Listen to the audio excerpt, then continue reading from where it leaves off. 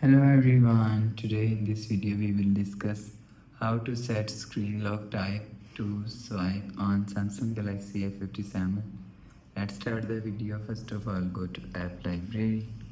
Here click on settings app. Now in setting, scroll down and click on security and privacy and click on lock screen.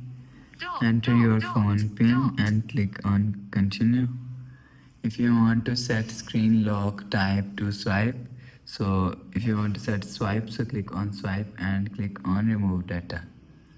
After click on remove data, you will see fingerprint, face ID, PIN, password pattern is removed. After the process, go back to home screen and you will see swipe up. And so that's how you can set screen lock to swipe up on Samsung Galaxy A57. If you like the video, please subscribe. Thanks for watching.